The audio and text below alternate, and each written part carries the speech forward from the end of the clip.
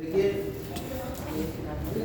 प्रायिकता के बारे में बताया था हमने आपको कि अगर कोई सेट है, उस सेट में कोई अवयव है 2, 3, 4, ठीक, इसको हम एक घटना मान सकते हैं। एक कोई समष्टि समुच्चय है, उसमें अवयव है 1, 2, 3, 4, 5। समष्टि समुच्चय क्या होता है कि कोई भी जो हमारा एक्सपेरिमेंट है, उस एक्सपेरिमेंट में जितने मैक्सिमम आउटकम होते हैं, जैसे कॉइन टॉस करोगे तो हेड और टेल, ये समष्टि समुच्चय के अवयव होंगे। एक पासा फेंकोगे तो 1, 2, 3, 4, 5। आप कहें एक हफ्तों के नाम, महीनों के नाम, जनवरी, फरवरी, मार्च, अप्रैल, मई, जून, ये आपके सैंपल स्पेस में आ जाएंगे। सैंपल स्पेस मतलब समष्टि समुच्चय हमेशा एस से लिखें। जब भी हम कोई प्रायिकता क्वेश्चन करते हैं तो उसमें एक्सपेरिमेंट होता है, ट्रायल होता है। वो प्रयोग जो होता है, जो ट्रायल होता है, जो एक्सपेरिमेंट होता है, वो एक फिक्स एक घटना होती है। उस घटना में जितने मैक्सिमम आउटकम आते हैं, क्या खा रहा है, उनको जला रहा था, जो उस घटना में जितने भी आउटकम आते हैं वो सब कहलाते हैं समष्टि बिंदु, प्रतिदर्श बिंदु। क्या कहलाते हैं? प्रतिदर्श। जैसे यहाँ पर हमने ये 1, 2, 3, 4, 5 लिखे हैं, ये सब प्रतिदर्श बिंदु है। कितने प्रतिदर्श बिंदु है इसमें? 5। ये सब आउटकम्स हैं, ठीक। अब कोई घटना घटी कि भाई 1 से बड़ी और 5 से छोटी संख्या ले लो, तो 1 से बड़ी 5 से छोटी घटना, ऐसी और भी घटना हो सकती है। सम संख्या एक घटना हो सकती है, विषम संख्या एक घटना हो सकती है। उस घटना का हम नाम रखते हैं। उस घटना में हम फिर उसके अवयव लिखते हैं, फिर उसकी कार्डिनैलिटी लिखते हैं। कार्डिनैलिटी का मतलब हुआ अवयवों की संख्या। इसमें कितने अवयव हैं? 5। इसमें कितने अवयव हैं? 3। 1, 2, 3। पर एस में कितने अवयव हैं? 5। इसकी कार्डिनैलिटी 5 होगी। अगर हम कहें ए की प्रायिकता, घटना ए की प्रायिकता, ठीक है, ये है आपके एक्सोमेट्रिक अप्रोच। तो घटना ए की प्रायिकता होती है ए में अवयवों की संख्या बटे NS 3/5। और ये घटना जिस एक्सपेरिमेंट में हुई है, उस एक्सपेरिमेंट में कितने मैक्सिमम आउटकम हो सकते हैं, कुल आउटकम होंगे, उनकी संख्या 3/5। अब जैसे ही हमने इस घटनाओं को एक सेट के रूप में लिखा, समष्टि समुच्चय को हमने एक एस के रूप में लिखा। यहाँ पर सेट थ्योरी में, समुच्चय में जितनी चीज़ें आपने पढ़ी, इंटरसेक्शन, यूनियन, माइनस, प्लस, वो सारी चीज़ें यहाँ आ जाती हैं। उसमें एक आपने घटना पढ़ी होगी A union B, n A union B बराबर n A plus n B minus n A. ये आपने पहले चैप्टर में इसके सवाल भी खूब करे। यहीं से कल हमने बता दिया था कि A union B P A plus P B minus C A intersection. दूसरे रूप में अगर हम इसे कहें तो ये कहेंगे हम ए या बी, और मतलब ए या बी घटना घटने की प्रायिकता, वो बराबर होगी ए की प्रायिकता प्लस बी की प्रायिकता minus A and B. English में, हिंदी में इसे कहें तो किसी घटना ए या बी के घटित होने की प्रायिकता होगी, घटना ए के घटित होने की प्रायिकता, घटना बी के घटित होने की प्रायिकता, ए और बी, घटना ए और बी के घटित होने की प्रायिकता, ठीक। इसके अलावा नए कंसेप्ट क्या आएंगे? मान लीजिए हम कह रहे हैं कि ए घटना के घटित होने की प्रायिकता, लेकिन बी घटना घटित नहीं होगी इस बात में। इसका मतलब है घटना ए तो घटित हो रही है, ठीक है, तथा बी घटना घटित नहीं है, ऐसी स्थिति है। इसके लिए हम लिखेंगे घटना ए की प्रायिकता माइनस ए और बी की, ठीक है। जब भी घटना ए और बी नहीं होगा तो इसका मान हो जाएगा पी ए माइनस पी ए। इसी में थोड़ा सा और आगे बढ़ेंगे। अगर कहें ए नहीं और बी नहीं, ये जो ऊपर डंडा लगा है इसका मतलब है नहीं, समझ गए होंगे, ठीक। ए नहीं और बी नहीं, इसका मतलब होता है ए और बी नहीं, ठीक। या फिर इस पर लगा दीजिए आप, डैश कीजिएगा, और इसका मतलब होता है 1 माइनस बी ए। यानी कुल मिला के किसी घटना ए तथा घटना बी के नहीं घटने की प्रायिकता जो है वो होगी 1 माइनस बी ए, और इसका मान आप इस वाले सूत्र से निकालेंगे। क्लियर हो गई बात? ऐसे ही अगर हम कहें घटना बी ले घटित हो रही है, लेकिन ए घटना घटित नहीं हो रही, तो आ जाएगा PV minus P A intersection. ठीक है, इसी में और चीजें जुड़ जाती हैं। यदि ए तथा बी दो स्वतंत्र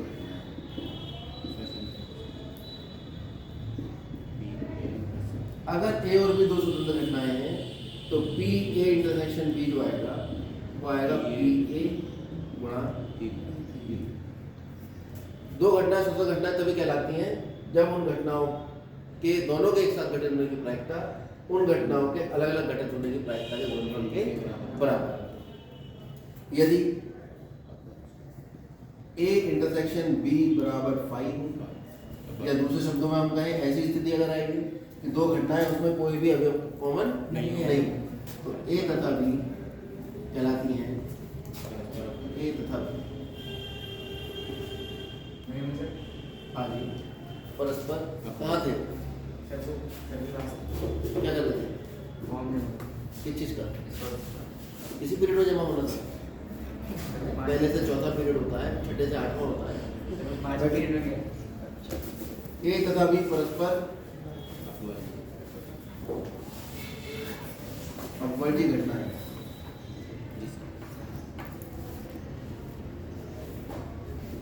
तो याद रखिए अगर ए और बी परस्पर अपवर्ती है तो ए इंटरसेक्शन बी कितना हो जाएगा, यानी ए इंटरसेक्शन बी यानी घटना ए और घटना बी के एक साथ घटित होने की प्रायिकता कितनी हो जाएगी, 0। इस केस में आपका एडिशन लॉ ऑफ प्रोबेबिलिटी बन जाता है। क्या है एडिशन लॉ ऑफ प्रोबेबिलिटी, यदि ए तथा बी परस्पर अपवर्ती घटना है तो पी ए यूनियन बी हमेशा बराबर होगा पी ए प्लस, क्योंकि इसमें जो पी ए इंटरसेक्शन बी आएगा वो तो 0 हो जाएगा, क्योंकि दोनों घटनाएं कैसी हैं, अपवर्ती में इंटरसेक्शन 0 होता है, इंटरसेक्शन 5 होता है, उसकी प्रायिकता 0 होती है।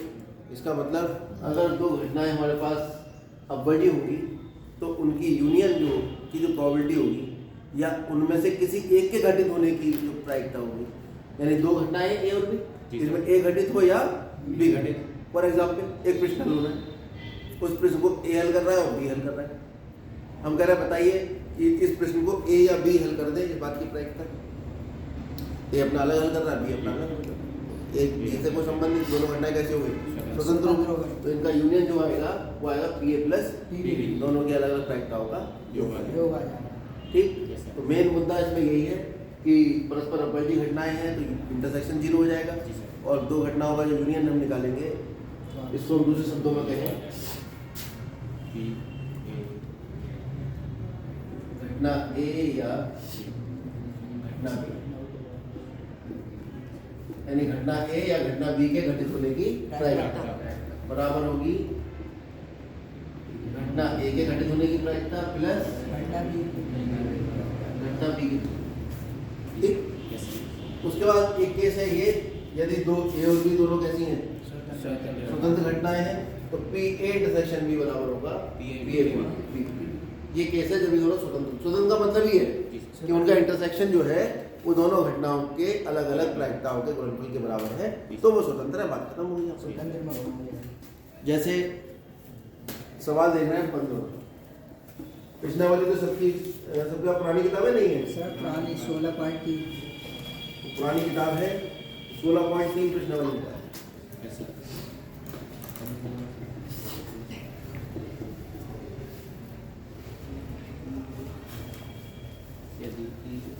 चलिए देखते हैं क्वेश्चन।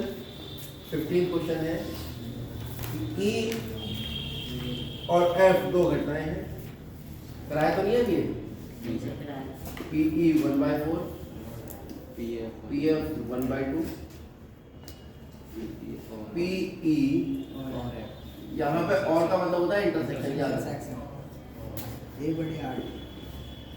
और यहाँ का मतलब होता है यूनियन। ठीक है, सेट थ्योरी से अगर हम प्रोबेबिलिटी को कनेक्ट करेंगे तो और की जगह इंटरसेक्शन लगा देंगे और यहाँ की जगह यूनियन।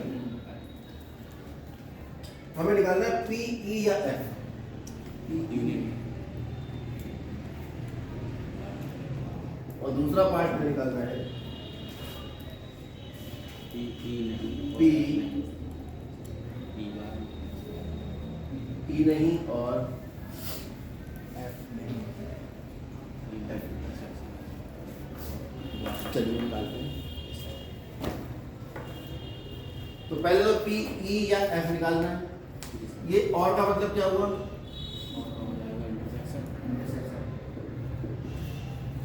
या आप इस सूत्र को इस तरह से याद कर लो, पी ए अभी बराबर P A plus P B minus P A, और वो आप पर निर्भर करता है। ठीक है, वैसे ये और की जगह इंटरसेक्शन और या की जगह यूनियन याद कर लोगे, वो ज़्यादा अच्छा रहेगा। वैसे भी सूत्र हमने बता दिया है। सूत्र आपके पास यही तो है, पी ई या एफ बराबर पी ई। पी ई जानते हो क्या है? क्या है पी ई? प्रोबेबिलिटी, घटना ई की प्रायिकता, ये घटना एफ की प्रायिकता। ये सब बता रखा है इसने। जी सर पी एफ ई कितना बताया? 1/2। पी एफ कितना बताया? 1/2। ये कितना बताया? 1/8। ऐसे में लोग 8 4 2 8 2 4 8 माइनस निकला है पी ई या बराबर 5। अब क्या कर रहा है? पी ई नहीं एफ एफ नहीं और एफ और एफ नहीं। एफ नहीं। एक तरह से ई नहीं को हम ये कहते हैं, जी सर या डैश लगा देते हैं, और एफ नहीं को ऐसे। यस सर डी मॉर्गन नाम सुना होगा? जी सर नाम सुना डी मॉर्गन का? यस सर डी मॉर्गन ने कहा था कि अगर ए इंटरसेक्शन बी का कॉम्प्लीमेंट आप निकालोगे तो आएगा A complement union B complement, और अगर आप ए यूनियन बी कॉम्प्लीमेंट आप निकालोगे वो आएगा A complement intersection. B complement और कॉम्प्लीमेंट ये जो नहीं है इसको कॉम्प्लीमेंट ही कहते हैं। एफ से छोड़ देगा ये डी मॉर्गन। तो अगर डी मॉर्गन लॉ यहाँ लगाया जाए तो ये E dash intersection E complement intersection F complement को क्या लिखा जाएगा? ए यूनियन बी यानी ई यूनियन इसका भी कॉम्प्लीमेंट, और किसी घटना के कॉम्प्लीमेंट की प्रायिकता। इसका मतलब तो यही हुआ पी ई यूनियन एफ नहीं। चलो मैं तुम्हें बताया, 1 माइनस याद रखो अगर कहीं पे लिखा है ई नहीं और एफ एफ नहीं, इसका मतलब होगा ई या एफ पूरा जी सर वैसे ये याद रखना, ये वाला याद रखना था। कॉम्प्लीमेंट ये तो कॉम्प्लिकेटेड हो गया थोड़ा, जी सर है ना? इसको अगर हम वैसे लिखें तो ई डैश इंटरसेक्शन एफ डैश बराबर ई यूनियन एफ डैश, और अगर इनकी प्रायिकता निकाल दें। अब हमें मालूम है किसी घटना के होने और किसी घटना के ना होने की प्रायिकता का योग एक होता है। एक होता है तो ई यूनियन एफ कॉम्प्लीमेंट का मतलब क्या होगा? किसी घटना के होने 1 माइनस और उसके ना होने की प्रायिकता का योग हमेशा एक होता है। तो इसके ना होने का कॉम्प्लीमेंट का मतलब नहीं होना, तो इसका कॉम्प्लीमेंट का मतलब क्या होगा? 1 माइनस उस घटना के होने की प्रायिकता। जी सर और ई यूनियन एफ आप निकाल चुके हो, 5 बटेगा कितना होता है? यानी ई नहीं और एफ नहीं, इस बात की प्रायिकता होगी। क्लियर हुआ? यस सर आगे बढ़ते हैं।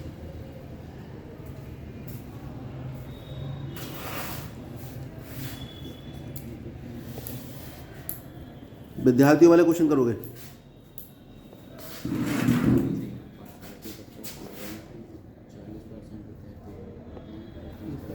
चलिए 18वां सवाल देखिए। 18वें से पहले 17वां देख लो, 16वां देखो।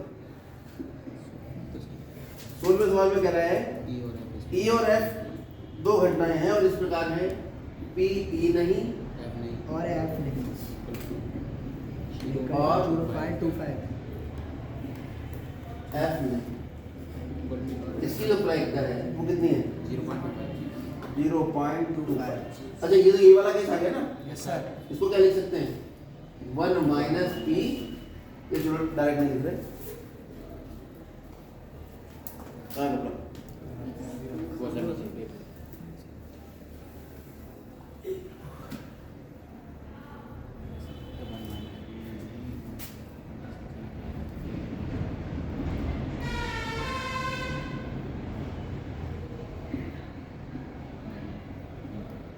पी ई या एफ नहीं, पूरा डी मॉर्गन लॉ लग गया। एक तरह से ये हुआ P E union F complement 0.25, इसका मतलब 1 minus P E union F. पीछे वाले सवाल क्या है? तो इसको इधर ले जाओ, 1 minus 0.25 equal to P E union F implies that P E union F equal to 0.7, या दूसरे शब्दों में इसे कहूँ पी ई या एफ के घटित होने की प्रायिकता 0.7। आगे क्या कहा? बताइए ई और एफ परस्पर अपवर्ती हैं या नहीं। अब ये 0.75 आ गया, पी ई नहीं और एफ नहीं, यानी पी ई नहीं और एफ नहीं, 0.25। अब कह रहा बताओ ये परस्पर अपवर्ती हैं या नहीं। इससे तो ना बता पाएंगे, ठीक है, कोई इन्फॉर्मेशन यहाँ से मिल नहीं रही है इंटरसेक्शन के बारे में, है ना। तो ऐसा करो, इसे याद रखो,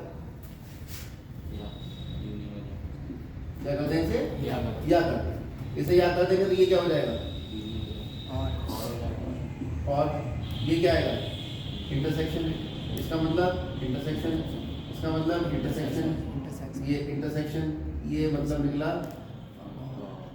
और, तो पी ई और एफ कितना निकला 0.75, जो 0 के बराबर नहीं है।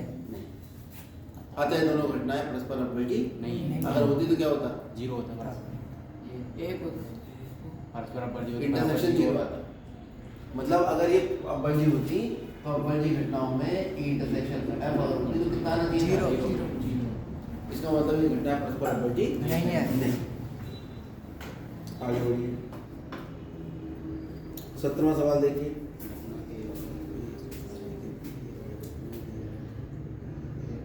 इसका एक आंसर ये भी हो सकता है कि हम कुछ नहीं कह सकते अगर हम और नहीं लेके चले, और लेके चले तो यूनियन निकल के आएगा, यूनियन से तो कोई जानकारी होती नहीं है, और या तो पी ई या पी एफ का मान देता तो हम दोनों को जोड़ कर देख लेते, तो ये है ना, तो ये वाला केस निकल आता, और दोनों की अलग अलग प्रायिकता पता होती है। यहाँ तो कुछ भी नहीं पता है, सवाल में कोई गड़बड़ है।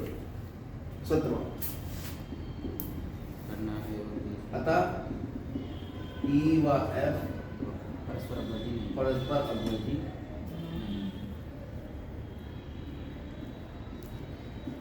नहीं।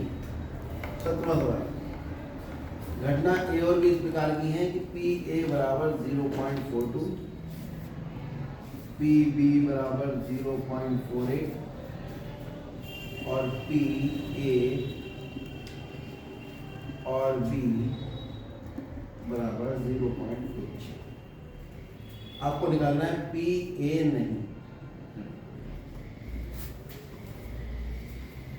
फिर निकालना है पी बी नहीं, और फिर निकालना है पी ए या बी। पी ए नहीं कितना होगा 1 minus P A, P A का मान दिया निकला है। पी बी नहीं निकालोगे वो निकलेगा 1 माइनस पी बी। फिर आपसे पूछा है पी ए या बी, इसका तो सूत्र मालूम है, P A plus P B minus P A और पी ए और बी का मान भी दिया है, पी ए का भी दिया है, पी बी का भी दिया है, तीनों रख दोगे उसका मान निकल आएगा पी ए या बी। ये पहला पार्ट था, ये दूसरा पार्ट था और ये तीसरा पार्ट। चलिए इतना बता दिया। अब ये है जगह नीचे, तो ये पाठशाला वाला क्वेश्चन में देखो 18।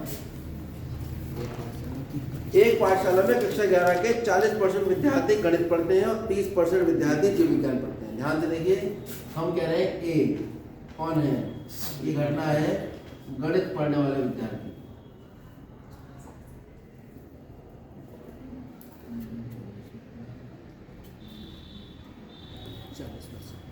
और बी से हम बता रहे हैं जीव विज्ञान पढ़ने वाले विद्यार्थी।